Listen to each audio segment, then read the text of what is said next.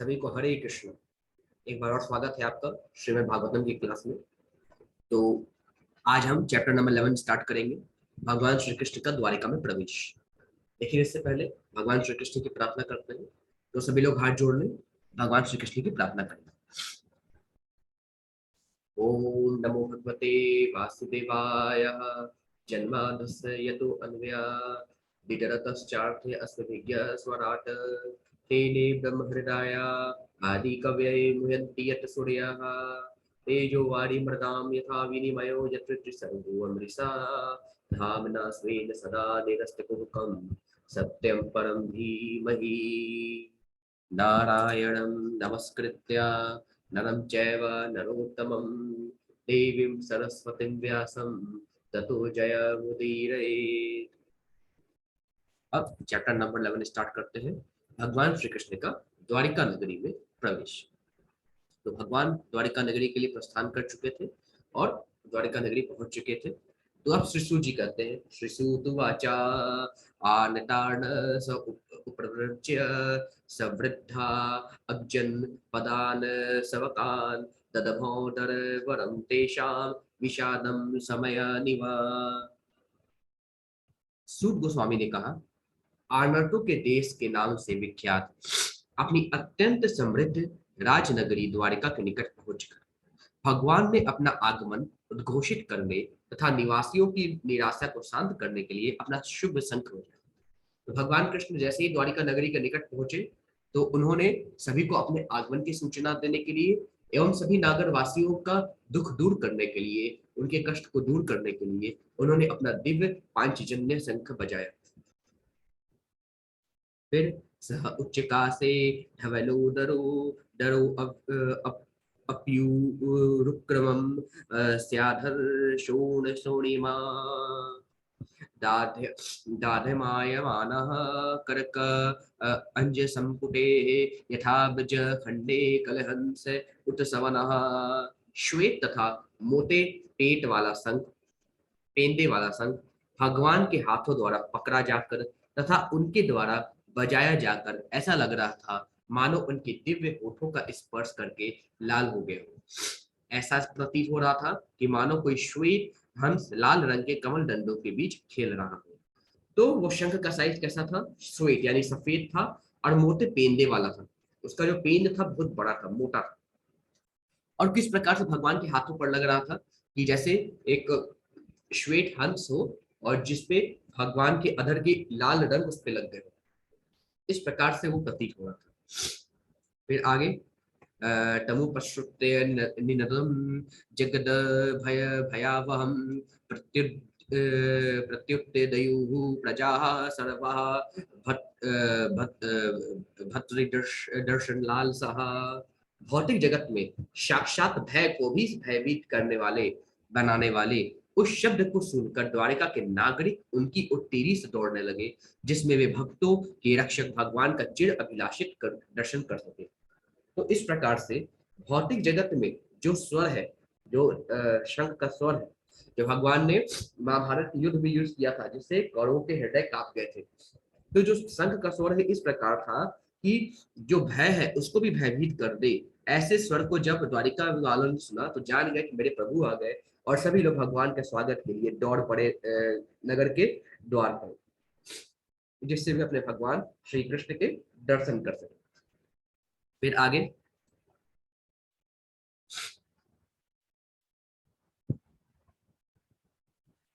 तत्रोपनीतबलयो रविद्रीपविवादृतः आत्मा रामं पुण्यकामं निजलाभेन नित्यदा प्रत्युत फुल्लमुखः प्रोचुहर्षे गदगदया हि गिरा पीतरं सर्वसुहृदं अवितार मिवारभकाः।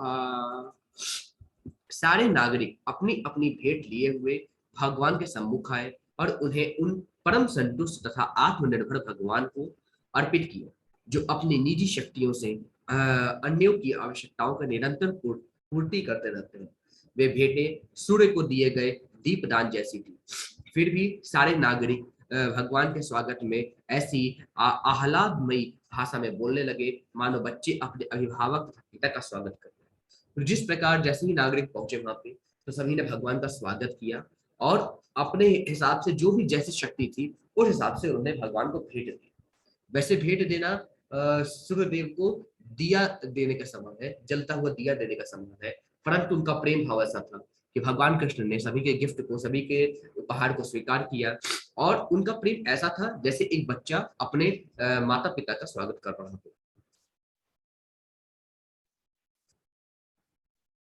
फिर उसके बाद नतः अस्मते नाथ सदांक गृपत कंच कंचम वृज च वृंच चवैरीक चय चय सुरेंद्र वंदितम परायणम क्षेममिहे क्षताम परम न यत्र काला प्रभवेत परा प्रभु। नागरिकों ने कहा, हे भगवान, आप ब्रह्मा, चारों कुमार तथा स्वर्ग के राजा जैसे समस्त देवताओं द्वारा भी पूजित है। आप उन लोगों के परम आश्चर्य हैं जो जीवन का सर्वोच्च लाभ उठाने के लिए इच्छुक हैं। आप परम दिव्य भगवान है और प्रबल काल भी आप पर अपना प्रभाव नहीं दिखा सकता। तो नागरिक करते हैं, हे भगवान, आप ब्रह्मा, चार कुमारों और इंद्र के जो स्वर्ग के देवता इंद्र हैं उनके द्वारा पूजित है। आप परम आश्चर्य हैं, जो आप भक्त आपकी पूजा करते हैं, ऋषि मुनि पूजा करते हैं, उनके परम आश्चर्य हैं जो आपके दर्शन का लाभ उठाने के लिए इच्छुक हैं। आप परम भगवान हैं, प्रबल काल भी आपका कुछ नहीं बिगाड़ सकता। ऐसा यहाँ पे नागरिकों द्वारा भगवान के लिए बोला जाता है। फिर भवाय नस्तवम भवा विश्व भावन त्वमेव माताथ पति ही पिता तम सद गुरुणम गुरुणः परमं च दैवतम यस्यानुवृत्त्या कृतनो बभूविम। हे ब्रह्मांड के सृष्टा, नागरिक फिर से बोल रहे हैं, हे ब्रह्मांड के सृष्टा, आप हमारे माता, शुभ चिंतक, प्रभु, पिता, आध्यात्मिक गुरु तथा आराध्य देव हैं। हम आपके चरण चिन्हों पर चलते हुए सभी प्रकार से सफल हुए हैं। अतएव हमारी प्रार्थना है कि आप हमें अपनी कृपा का आशीर्वाद दे दो। तो यहाँ पे नागरिक बोलते हैं, हे ब्रह्मांड के पिता, हे ब्रह्मांड के सृष्टा, आप ही हमारे पिता हो, माता हो, प्रभु हो, शुभ चिंतक हो, आप ही हमारे आध्यात्मिक गुरु हो और हमारे आराध्य देव हो। हम सब आपके पद चिन्हों पर चलकर बहुत आनंदित हुए हैं और हमेशा सर्वथा सफल हुए हैं। अतएव हमारी प्रार्थना स्वीकार करो और हमें अपनी कृपा का पात्र समझकर हमको आशीर्वाद प्रदान करो प्रभु। फिर अहो सनाथा भवता अस्म यत वयम त्रैविष्टिपाणामपि दुर्दर्शनम प्रेम स्मित स्निग्ध धनीक्षणाननम पश्येम रूपम तव सर्व सौभगम। अहो, अब नागरिक कहते हैं, अहो, यह तो हमारा सौभाग्य है कि आज पुनः आपकी उपस्थिति से हम आपके संरक्षण में आ गए हैं, क्योंकि आप स्वर्ग के निवासियों के यहाँ भी कभी कभी जाते हैं। आपके स्मित मुख को देख पाना हमारे लिए अब संभव हो सका है, जो स्निग्ध चितवन से परिपूर्ण है। अब हम आपके सर्व गौर सौभाग्यशाली देवलोक का दर्शन कर सकते हैं। तो नागरिक लोग फिर से बोले, प्रभु, यह तो हमारा सौभाग्य है कि आप पुनः अपनी उपस्थिति दर्ज कराएं। आप फिर से द्वारिका लौट के हमें अपने मुखमंडल के दर्शन कराएं। आपके दर्शन को तो देवता भी ललायत होते हैं। आप कभी कभी देवलोक में जाते हैं और आपका दर्शन कर पाना असंभव है, परंतु आपने हमें उस लायक समझा, आपने अपने मुख के दर्शन हमें दोबारा कराए, उसके लिए हम बहुत बहुत धन्यवाद करते हैं आपको। और अब हम आपके सर्व सौभाग्यशाली दिव्य रूप का दर्शन कर सकते हैं।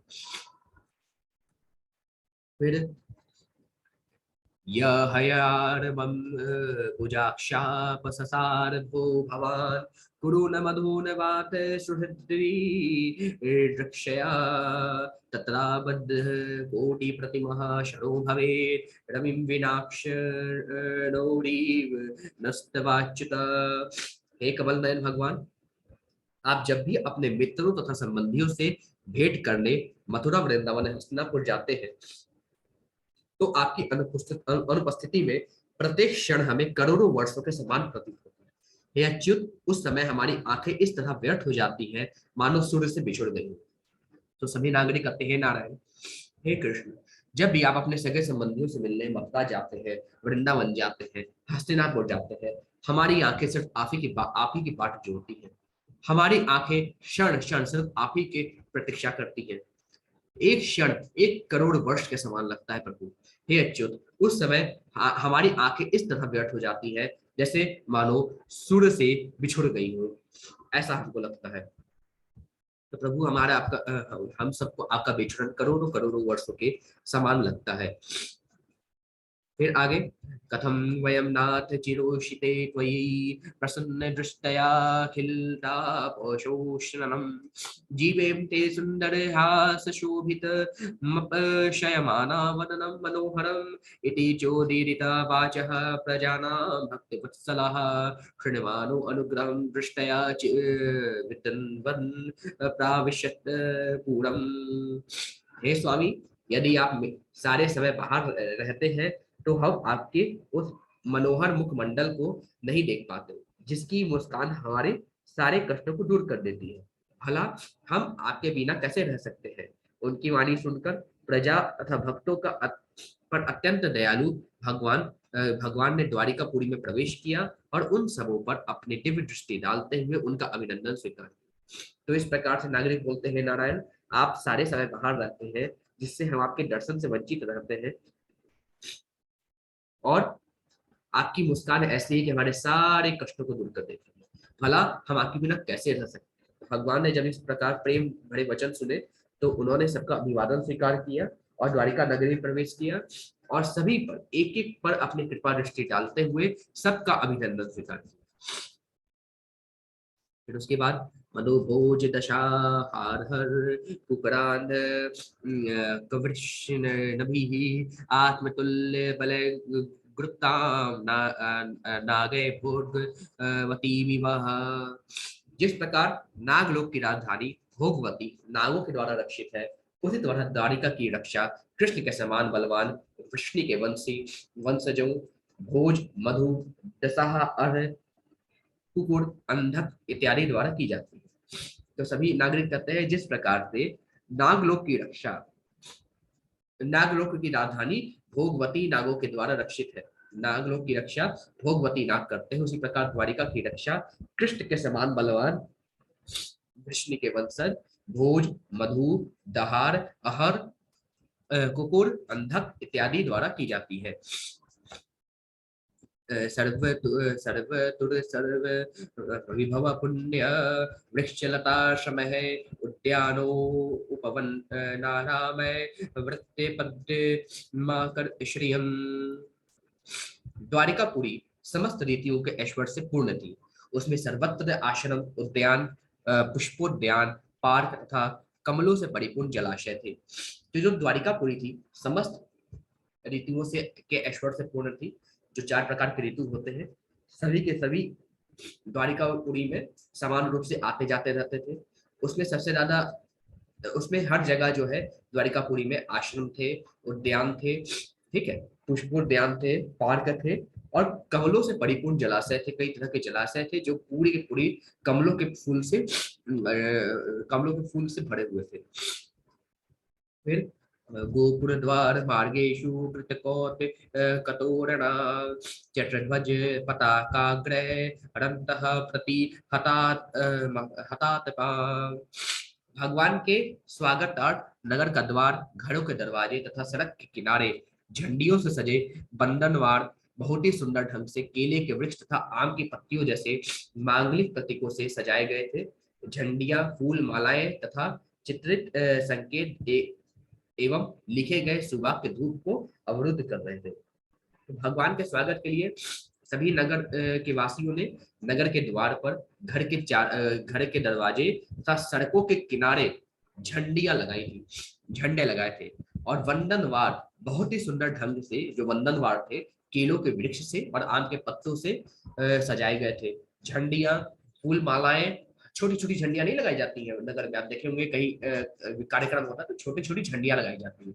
तो झंडियों से, फूल मालाओं से और चित्रित आम के पत्तों से, केले के वृक्ष से एवं लिखे गए शुभ वाक्यों से, शुभ लाभ स्वागतम, इस तरह के वाक्यों से इस तरह इतना ज्यादा चीजें लगाई गई थी भगवान के स्वागत के लिए कि सूर्य की किरण भी वहां तक नहीं पहुंच पा रही थी और सूर्य की किरणों को ये सारी चीजें ढक लिया था। फिर सम्मार्जित महामागर अध्यापन कचतवराम सिक्ताम गंध जलैरुक्ताम फल पुष्पाक्षत आंकुरे। पथ मार्गों बाजारों तथा चौकों को भली भांति झाड़ बुहार कर उन पर सुगंधित जल छिड़का गया था और भगवान का स्वागत करने के लिए सर्वत्र फल फूल तथा अक्षत अंकुर बिखेरे हुए थे। तो जब भगवान आ रहे थे उससे पहले ही पथ रास्तों को मार्गों को बाजारों को तथा चौकों को भली भांति झाड़ झाड़ के वहां पे सुगंधित मतलब सुगंधित जल परफ्यूम के समान जल छिड़का गया था। और भगवान का स्वागत करने के लिए हर जगह फल फूल बिछा दिए गए थे और अक्षत अंकुर बिछा दिए गए थे कि जिससे भगवान का स्वागत कर सके। फिर द्वारी द्वारी गृहाणाम चादध्यक्ष फलेषुभिः अलंकृतां पूर्ण कुंभे बर्ली भी धूर्त दीपक है। प्रत्येक घर के द्वार पर दही प्रत्येक घर के द्वार पर दही अक्षत फल और गन्ना तथा पूरे भरे हुए जल पात्रों के साथ ही पूजन की सामग्री धूप तथा बत्तियां सजा दी गई थी। तो प्रत्येक घर के बाहर दही अक्षत फल गन्ना और जल से भरे हुए जल पात्र के साथ ही पूजन की सामग्री धूप बत्तियां ये सारी चीजें पहले से ही सजा के रखी गई थी। फिर निशम्य प्रेष्ठमायान्तं वसुदेवो महामनः अक्रूर सचोग्रसेनश्च रामश्च रामश्चाद्भुत तविक्रमः प्रद्युम्न सचारुदेष्णश्च साम्बो जाम्बवती सुतः प्रहर्षवेगोक्ष सीत सेनासन भोजनः। यह सुनकर कि परम प्रिय कृष्ण द्वारिका धाम पहुंच रहे हैं, महामना वसुदेव अक्रूर उग्रसेन बलराम प्रद्युम्न चारुदेशने तथा जामवती पुत्र श्याम सभी इतने प्रसन्न हुए कि उन्होंने लौटना बैठना तथा भोजन करना छोड़ दिया। तो जैसे ही उन्होंने सुना कि भगवान कृष्ण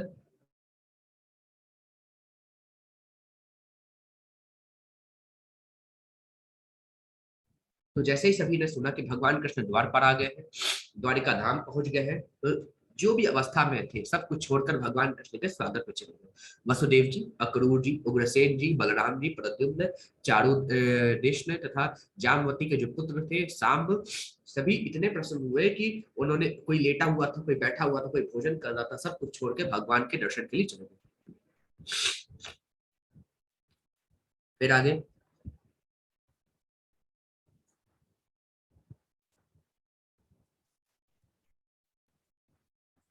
वारणेन्द्रं पुरस्कृत्य ब्राह्मणः सुमङ्गलः शङ्ख तुर्यनिनादेन ब्रह्मघोषेण चावृतः प्रत्युज्य जगमूर्धैः हृष्टाः प्रणयागत साधु सहा।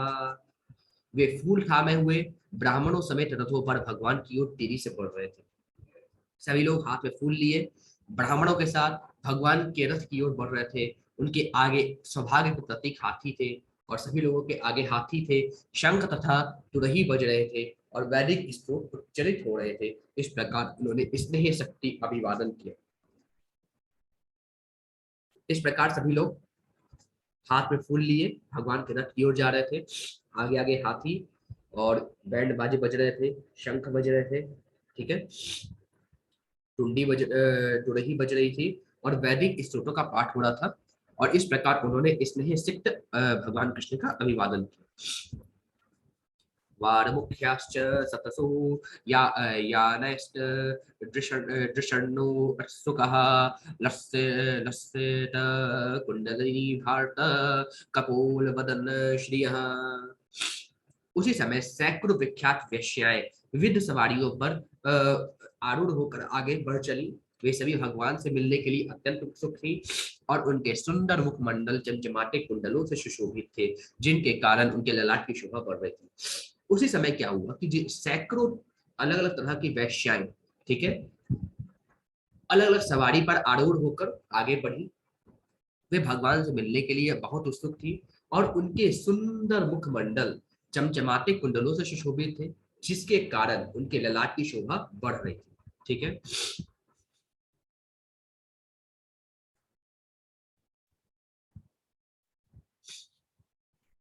फिर आगे नटन नटन अर्ते कगंधर्वा सूतमा गधवंदिना गायन्ती चोट श्लोक श्लोक चरितान्य अद्भुतानि च।